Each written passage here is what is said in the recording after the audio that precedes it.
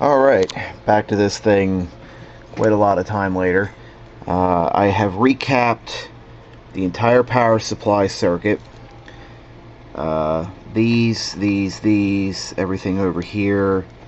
The only ones that I have not fooled with is this guy back here, the ones on the phono preamp board, and the ones in the equalizer section.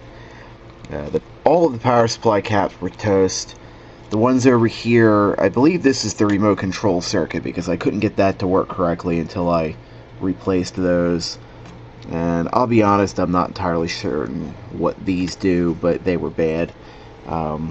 That's the pile of bad caps. There were two that I tested that were actually okay, but I already had them out, so I didn't bother to reinstall them. That is these guys right here. You know, out of all those, I've only got two that were good, and they weren't that good. And just so people don't think I'm randomly replacing parts without reason, I tested everything I pulled out on this lovely old guy.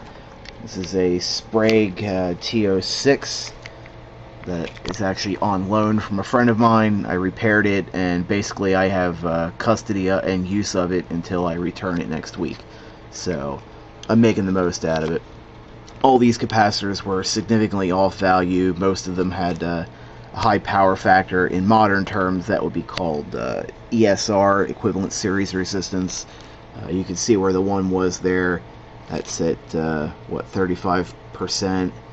And it's hard to read, but it's coming up at about 110 microfarads, and that was on a 220 microfarad capacitor.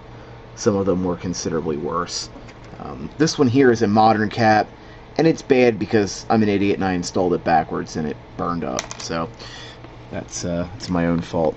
These caps here are, you know, quite a bit fatter than the originals, which would have been one of these guys. But I don't have any of this exact one. This is a 220 microfarad, 16 volt. Those are 220 at 50 volts. I wasn't going to special order stuff for this, but it works, or well, it would if I plugged it in.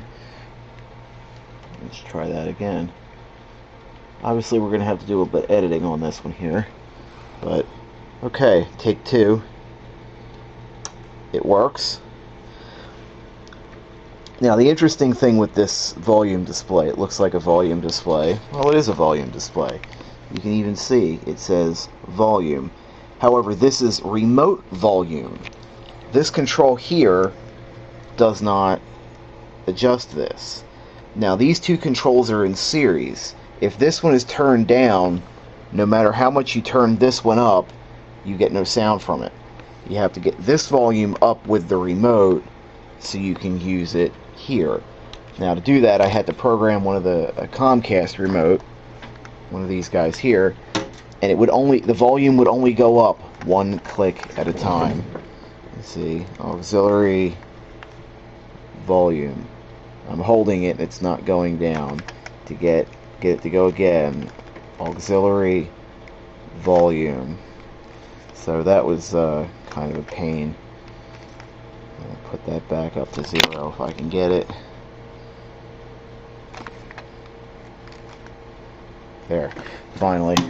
So now to take it back to where it goes and hook it up to the amplifier and see if it works as expected. Join you again shortly from the other room.